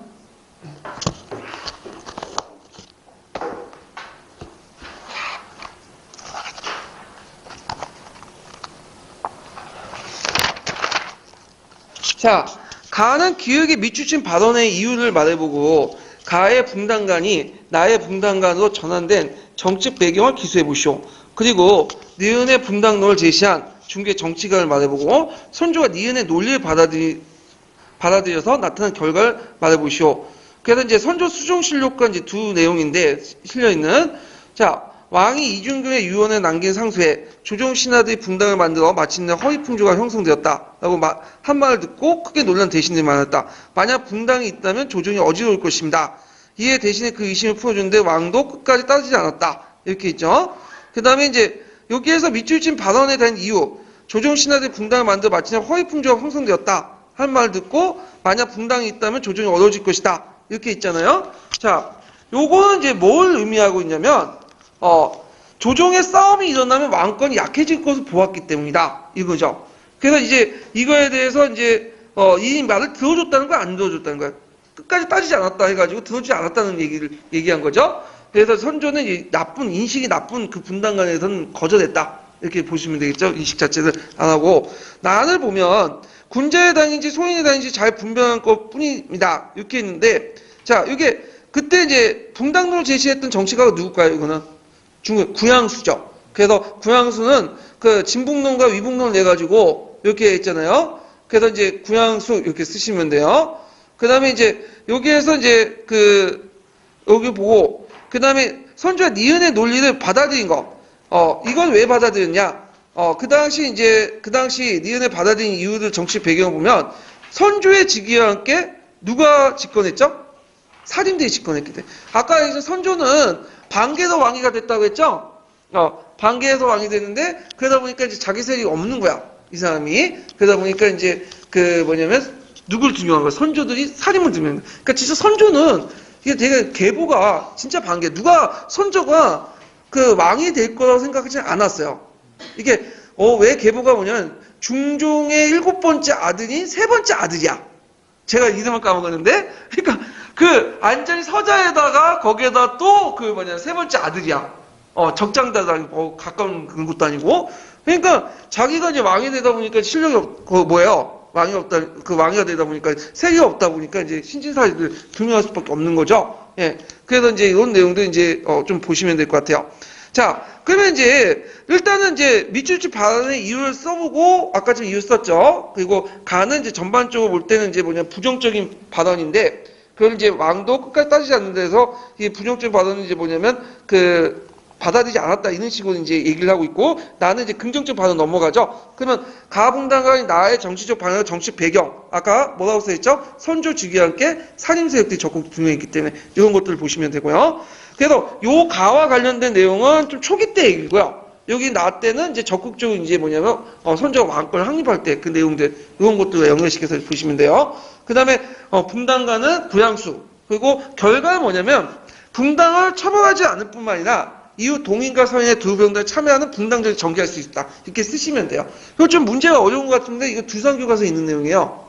예, 그래서 제가 교과서에 있는 내용을 이제 썼거든요. 그래서 가는 초기 때 아직까지는 분당에 대한 어떤 부정적인 인식이 남을 때고 나는 후기 때 인식 이렇게 보시면 되겠죠. 그래서 가와 나를 이제 하는 과정에서 이제 선조가 왕권을 강화해서 누구를 적극적으로 했다? 산임세로 등용했다. 이렇게 이제 보시면 되겠죠.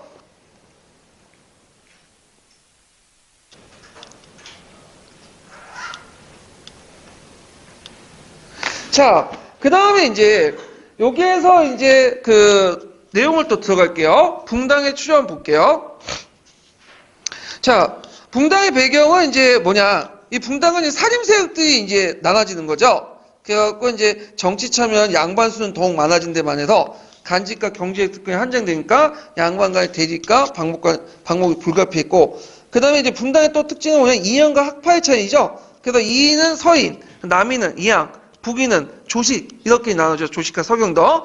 그다음 척신세력과 상대대의 강호파 차이. 그래서 척신세력은 아까치 말했처럼 이제 그 전에 무슨 세력이 있었어요? 척신정치가 있었죠. 그래서 척신정치의 득을 받았던 이제 산임세력가 새롭게 이제 선조 때 등장했던 산임세력과는 그는 대립도 있었고 상대당의 온건파 차이. 나중에 이제 서인 세력들이 노동과 소론 나눠지죠. 노동은 남인계층에 대해서 강력하고 그다음에 소론은 온건파죠. 이런 등등 해갖고 이제 분당이 나눠지기 시작했다. 이렇게 이제 보시면 될 것 같아요.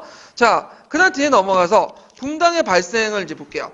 자, 처음에 분당이 이제 발생된 게 이조 전량의 임명권을 가지고요. 자, 이조 전량은 이제 난간권이 있다고 했죠? 그러면 한번 뒤에 보죠. 제가 이제 아까쯤에 온 것이 세 가지가 있어.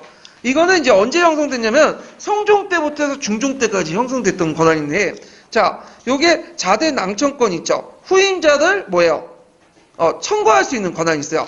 그다음 통청권은 당하 청요지에 선발할 수 있는 권한이 있죠. 막대한 거죠. 근데 이제 자대 난청권과 통청권이 뭐냐면 너무 낙용되니까 조선 후기 때 어떻게 돼요? 숙종과 영종을 거쳐갖고 없어지게 돼요. 이거는요. 그 다음 낭청권은 정당이 과거에 급제지 않은 헌사를 추천할 수 있는 권리인데, 이건 딱 한 차례 있었어. 선조 때. 나중에 없어요. 이거는요. 그래서 인조 전량의 권한은 이조 자대 난청권과 통청권이 있었다. 그리고 이조 전량은 아까 얘기한 것처럼 종오품 이하의 뭐예요? 하위직 관료를 실제로 임명할 수 있는 권한이 있어. 요직 중에 요직이에요. 야, 그러니까 이걸 둘러싸고 이제 뭐냐면 논쟁이 생긴 게 동인과 서인의 부연인데, 자, 이게 왜 생겼냐 하면 그 내용을 이제 보면요. 자, 원래 이제 심의경의 동생이 있어요. 심의경의 동생이 누구냐? 이 심의경은 이제 외척 집안인데, 동생이 심춘경이라는 사람이 있어요. 심춘경. 심의경의 동생인 심춘경이 장원급제를 한 거야. 그러면 심춘경이 장원급제했으니까 그 당시에는 이제 장원급제를 하면 대개 보면 관례적으로 어디에 청구하냐면 이조 전량에 청구하는 게 있거든요. 그럼 당연히 심춘경이 이조 전량이 돼야 되는데, 그거에 대해서 뭐냐면 반대하는 사람들이 등장을 해요. 그 사람이 누구냐면 김효원이죠. 김효원은 뭐냐면 이 사람은 외척 집안이기 때문에 이거 이조 전량에 청구해서는 안 된다. 외척의 권한만 커진다. 그래가지고 이걸 가지고 이제 심의견하고 형이니까 심의견 김효원 대립을 하게 돼요. 그때 심의경을 따랐던 사람들은 종종 기성사님들. 이 기성사님들 특징이 뭐라고 했어요?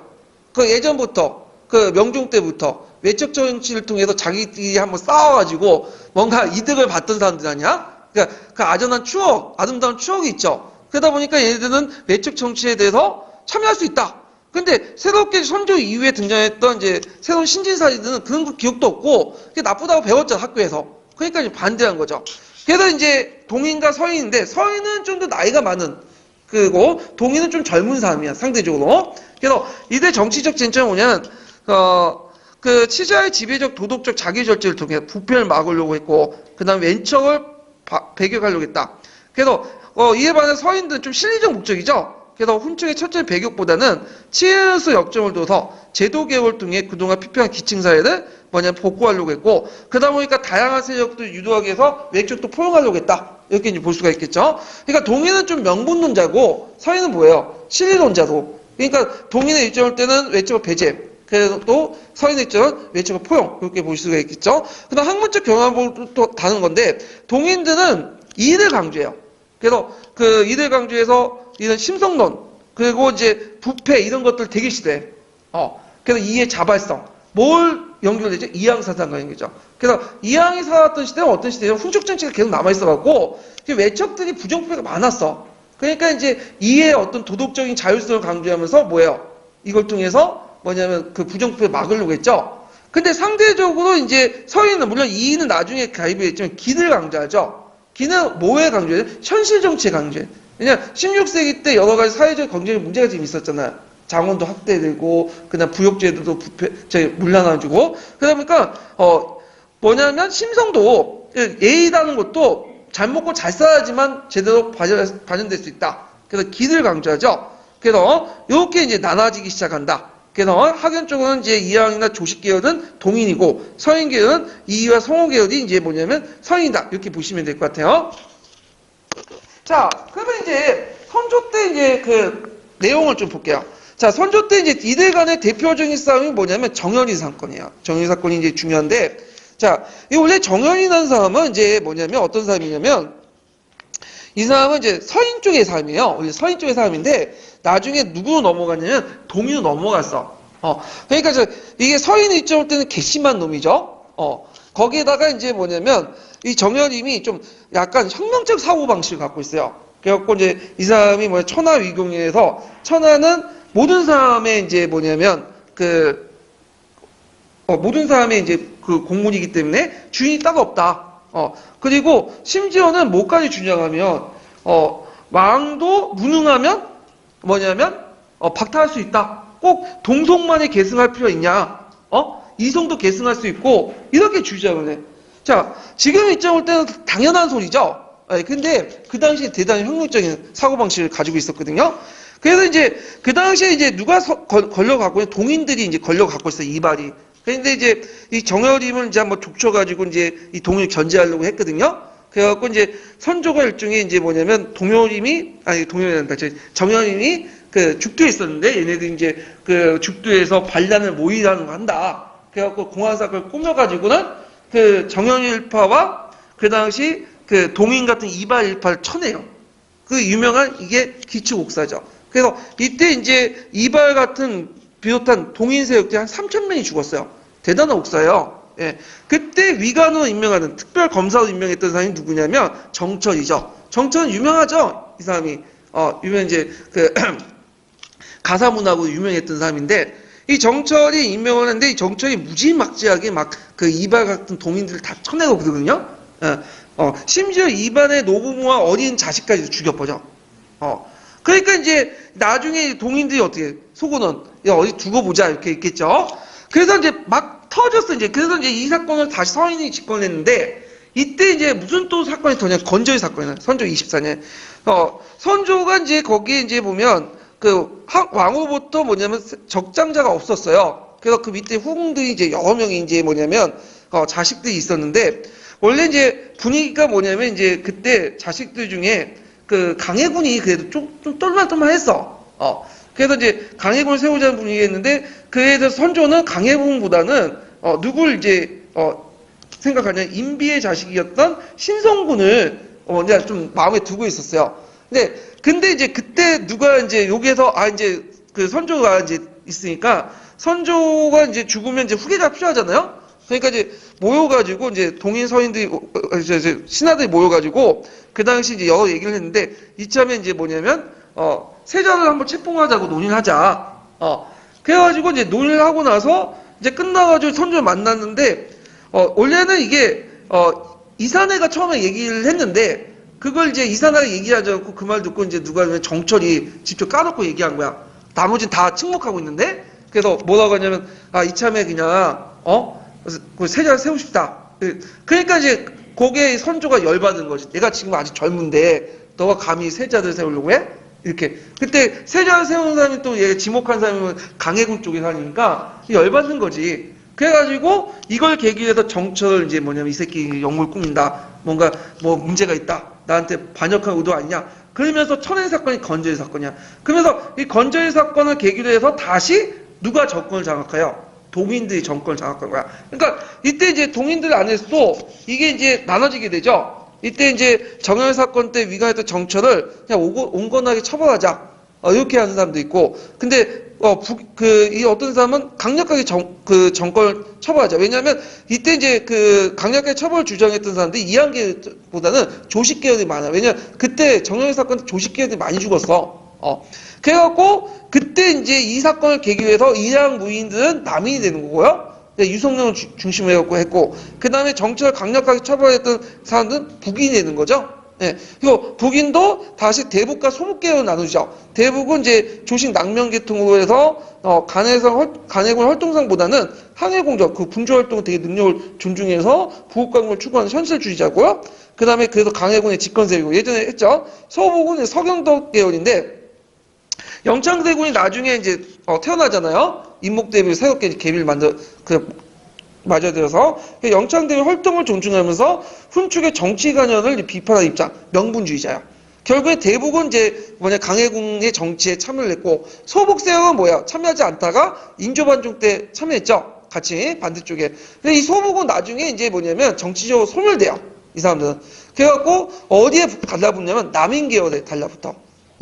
그래서 이제 보통 남인에는 영남남인과 금기남인 이렇게 두 가지로 나누죠. 그 중에 금기남인파들이 되게 이제 그 소국 계열이야. 그 기원을 따져보면요.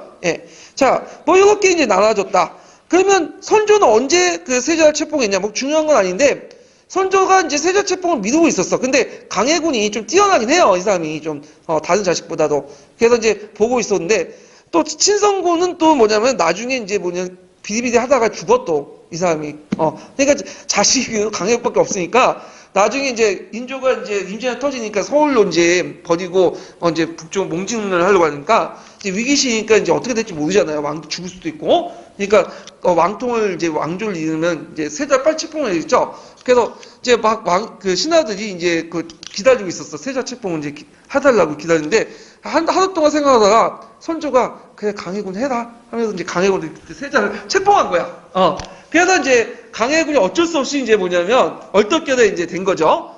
근데 이제 문제는 나중에 임목대비 젊은 부인을 얻고 나서 짝짝꿍을 많이 하더니 누가 태어난 거야? 예, 영창대군이 태어난 거지. 영창대군이니까 이제 강해군 입장인데 불안한 거지. 왜냐면 자신은 군이고 그쪽은 뭐야? 정식 계비의 자식 아니에요?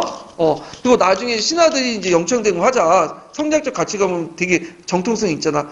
근데 이상하게 이제 선조가 영창대군에게는 넘기지 않았어요. 예, 왜냐면 이 대군이 즉위할 때 이제 강해군이 그 선조가 죽을 때 영창대군 나이가 뭐 5살, 6살? 되게 어렸어. 그러니까 이제 애들 부담한 거야. 결국엔 누구한테 그냥 죽을 때 강해군한테 넘겨서 주라. 그래서 그냥 강해군 넘겨주고 임목대비도 그냥 되자마자 그냥 곧바로 그 직위의 옥새를 누구한테 넘겼냐면 강해군한테 넘겨줬어요. 그냥. 예. 왜냐면 자기와 자기 아들 살려면 누구한테 잘 보여야 돼요. 어차피 강해군이니까 강해군 잘 보이자 해서 넘겨준 거야. 그냥. 예. 자, 그렇지만 이게 이제 강해군 입장부터 항상 영창대군을 의식할 수밖에 없고 결국에는 실록에는 없어요. 그렇지만 자기들 부활시켜가지고 어떻게 은밀하게 강화도에 가서 죽였죠. 예. 자, 그래서 그것 때문에 욕을 먹는데 이런 게 조선 전기 때는 그렇게 문제가 되지 않았어. 당연한 거니까. 근데 조선 후기 때 문제가 된 거지. 폐모살제는 성리학적 가치관을 볼 때, 내면할 때는 성리학 가치관이 강할 때는 어떻게 돼? 이거는 명분이 될 수 있는 거죠. 조선 후기 때, 조선 전기 때는 그렇게 성리학적 가치관이 강하지 않았으니까. 예. 자, 그럼 이렇게 이제 연결시켜서 보시면 될 것 같아요. 자, 그래서 이제 이렇게 해서 한번, 내용을 이제 받고, 그럼 분당의 의의와 이제 의의를 보죠. 긍정적인 면과 이제 부정적인 면이 있는데, 자, 긍정적인 면은 이제 정치에 참여 활성화, 그 다음에 정치 세력 간의 상호 비판을 견제를 했고요. 언간 중심의 어떤 공치주의, 군신 공치주의를 내세웠고, 부정적인 면은 국민 민복보다는 국가의 이익과 백성의 어떤 복지보다는 자기 당파 이익만 내세웠다는 거. 지배층의 의견을 정치에 관대, 그러니까 공론이라는 의견들이 대개는 뭐예요? 자기끼리의 의견이지. 이념보다 학벌, 문벌, 지형과 연결돼서 국가 사회 발전에 크게 약화됐고 왕권이 약화되고요. 그 다음에 정치기관의 물량을 초래했는데 제 생각에 분당의 부정적인 면은 안 나올 것 같아. 되게 분당에 긍정적인 면 쓰라고 하겠죠. 예. 그래서 이제 부정적으로 쓰면 이제 이게 당파성으로 몰릴 수가 있잖아. 예. 그래서 이제 분당이라는 건 이제 뭐냐면 한계보다는 긍정적인 면을 찾아가지고 공부를 해두시는 게 좋을 것 같아요. 예. 자, 그 다음에 이제 요거 이제 보기 전에 이제 넘어가기 전에 이제 요거 서브노트 있나? 이건 넘어가죠. 서브노트. 자, 뒤에 넘어가서 조선 초기의 대외 관계를 볼게요. 조선 초기 대외 관계에 대해서는 관련된 문제가 예전에 정도전 관련돼 갖고 포전문 사건 잠깐 언급한 거 외에는 거의 안 나왔다고 보시면 돼요. 예. 그래서 이제 근데 뒤에 뭐 임진왜란 대외 관계도 볼 수 있는데 이거는 좀 다른 이제 장이니까. 그래서 이게 조선 초기니까 조선 전기 때 전반적인 대외 관계라고 보시면 되는데, 자, 조선 전기 때 대외 관계의 특징은 4대 교린이죠. 이건 전반적인 이제 내용이에요. 조선 전기 때는 대외 관계, 후대 때는 다 4대 교린인데 4대는 누구를 대상으로 한 거죠? 중국을 대상으로 한 거죠. 예. 그래서 중국을 대상으로 교린은 중국 외에 여진족이라든지 외에 이런 사람들을 대상으로 일본은. 그래서 4대 관계에서는 상당히 적극적이었어요. 4대 관계는 왜 적극적이었냐? 왜냐면 잃은 게 얻은 게 많으니까. 중국과 교류하면서 경제적, 문화적 혜택가 많잖아요. 그래서 있고 교린 관계에서는 이제 말년이 이웃나 대등한 입장에서 이제 사귀어보자는 건데 되게 소극적이었어. 그러니까 어쩔 수 없이 하는 거야. 그러니까 일본하고 여진족 교류를 안 할 경우에 어떻게 돼요? 얘네들 또 약탈해 오니까 무마용을 한 거야. 그러니까 좀 손해보는 관계죠, 교린은. 예. 그래서 이제 4대 교린 관계가 있었다. 이렇게 좀 보시면 될 것 같고요. 그럼 중국 간의 관계를 볼게요. 중국 관계에서 명분론적 4대 관계가 있었죠. 자, 이거는 고려시대 뭐와 비교해 볼 수 있냐면, 고려 형세론적 4대론과 비교해 볼 수 있어. 자, 고려시대 형세론적 4대론은 힘이 있어서 중국 대륙을 지배하면, 그게 오랑캐든 한족이든 상관없어. 거기에 우리의 입장에 따라서 그냥 사대 관계를 대상을 바꿀 수가 있죠. 그래서 이 형사육적 사대 관계는 일종의 사대 정책이야. 근데 이에 반해서 이제 조선 때 사대 관계는 그런 정책이 아니야. 명분론적 사대 관계야. 그러니까 성리학적 가치관의 입각에서 보면 신하가 군주를 섬기는 건 당연한 거죠.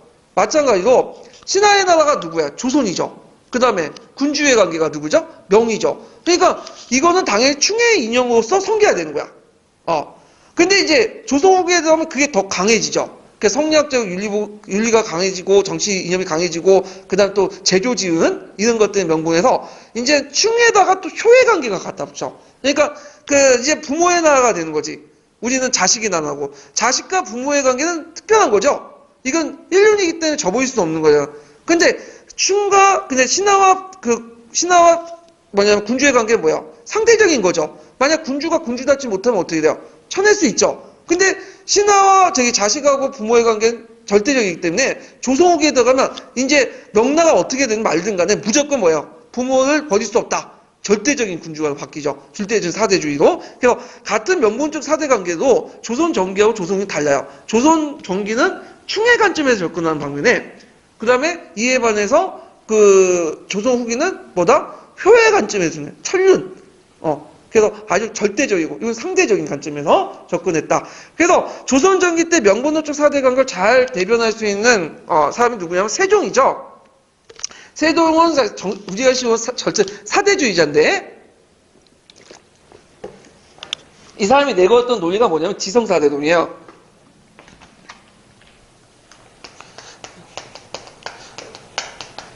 지성사대론. 지성사는 뭐냐면 그 당시 명이죠. 명나라를 큰 나라이기 때문에 지성스럽게 모셔야 된다는 거야. 아주 지성스럽게. 어렵게 생각하지 말아요. 그래서 명나라를 군주의 나라로서 지성스럽게 모셔야 된다는 게 지성사대론이야. 그래서 여기를 이제 인정한 이 지성사대론을 주장했던 배경이 뭐냐면 첫 번째는 명나라가 그 당시 힘이 너무 강했어요. 그래서 그 당시에 명나라는 누구였냐면 영락제였어요. 영락제는 어떤 사람이야? 정화의 원종도 있고 주변에 베트남도 치고 이게 강력한 힘을 보여주잖아. 근데 그런 나라에 만약 개겼으면 어떻게 해? 끼가 없는 거지. 조선의 나라는 어떻게 될지 몰라. 이걸 알고 있는 거야. 현실적 관계 인정한 거죠. 힘을. 그 다음에 또 성리학적 가치론에 입각하면 내가 이제 명나라를 섬기는 것처럼 군주의 나라를 섬기는 것처럼 내 밑에 있는 신하들도 내가 명나라 섬기는 것처럼 나한테 뭐 하라는 거야? 충성하나야. 그러니까 그 신하들의 충성심을 이끌어내기 위한 거죠. 이해되시겠죠? 그래서 이 지성사대론은 그 당시 세종이 주장했던 것으로 그 당시 현실적 관계와 명예심이 크고 그 안에 있는 국내적인 어떤 정치적 관계를 이제 하기 위해서 이런 외교 정책을 내세웠다. 이렇게 이제 보시면 돼요. 그렇다고 해서 하여튼 이렇게 이제 보시면 되고. 자, 그러면 이제 좀 보면 내용을 보면요. 고려 말에서 원나라에서 명나라 사대 외교 관계를 전환했고 이거는 이제 왜냐면 명나라가 너무 힘이 크기 때문에 자기 보존의 현실적 대응이었고요. 중세 시기의 외교 정책으로서 분기점이다. 그래서 이제 중국 대륙의 왕조 교체에 의해서 영향을 받아 탄력적 주체적으로 대응했다. 그래서 아까 얘기했지만 요때는 아직까지는 조선 초기까지는 명문적 사대 관계지만 아직까지는 효로 관점에서 접근한 게 아니에요. 그래서 충의 관점을 접근할 때는 낮은데도 좀 상대적이었어. 상대적 자율적인 건데 그 예를 보면 조선 초기 때 공효정책 대응. 공효정책이 뭐예요? 요동을 치자는 거죠. 정도전이 주장했던. 그 다음에 이제 사군육진의 개척. 이 사군육진도 이제 얘가 민감한 건데 왜 민감하냐면 여진족 문제하고 연관돼 있어요. 왜냐면 그 당시 여진족은 누구 가나라에 있었죠? 누룩한 도사를 설치해갖고 명나라 가나라에 있었죠. 그러니까 여진족을 친다는 건 누굴 친다는 의미로 해석할 수 있어. 명을 친다는 해석할 수 있어요. 그래서 이 사군육진을 개척할 때 세종이 중국 눈치를 되게 많이 봤어요. 그래서 이제 세종이 이제 파저강 유역에 이제 정벌 같은 것도 했거든요. 여진족. 그때 누구한테 꼭 승인을 받았냐면 명나라에 승인을 받은 거야. 그래서 이게 되게 국제적인 문제인데 하여튼 자 그러면 대면 관계 변천 보죠. 태조 때 이제 보면 정도전이 이제 요동을 치겠다고 북벌 계획을 했죠. 근데 그 소문이 이제 누구한테 들게 된 거야? 그 당시 홍무제한테 이제 소문이 들게 되고, 홍무제가 이제 그 조선국왕의 승리를 보류했어. 그때 이제 조선국왕을 임명할 때 고명과 책임이 있어야 되는데 고명과 책임을 주지 않았어요. 예. 그리고 그 다음에 이제 두 번째로는 이제 뭐냐면 종계 변모 문제인데 이게 뭐냐면 태조가 이민의 아들로 대명예전에 기록이 되는 거야. 그게 문제는 뭐냐면 태조는 이성균이 이민하고 이게 당연히 이성균 입장한테는 수치스러운 거지. 이민은 어떤 사람이에요? 우왕 때 자기 정적이었잖아. 근데 정적이 아들로 된 거야. 그래서 이거 고치려고 그 와가지고 이제 사신을 파견해가지고 그 몇 번 고쳐달라고 했어. 근데 명나가 고쳐주지 않아. 그건 뭐냐면 명나가 이걸 이용해갖고 외교 카드로 이용하겠다는 거지. 그러다가 나중에 선조 때 그 당시 그 유홍이라는 사람이 있어요. 유홍이라는 사람이 이 문제를 해결했죠. 그때 이제 역관 출신 홍수원이라는 사람이 도와줘갖고 결국에는 이 문제가 해결됐어요. 그래서 수종되고 했는데 자, 그 다음에 이제 예전에 한번 시험 문제 나온 포전문 사건 있죠? 그 포전문이라는 것은 이제 뭐예요? 그 포전과 전문을 이제 주인말인데 왕한테 이제 사대 관계에서 이제 보면 그 채pon국이 그 중국의 황제에게 바치는 글이 있거든요. 이게 포전이라고 해요, 보통. 예. 그래서 포문과 전문을 얘기하는 건데, 근데 그 포전문에 뭐가 들어가 있는 거야? 그때 홍무제가 이제 무슨 사건이든 그 문자가 오기 있었다고. 그 사람이 신앙자가 강자하고 빗강자하고 그다음 도덕적자, 그다음 그 비슷한 발음을 했던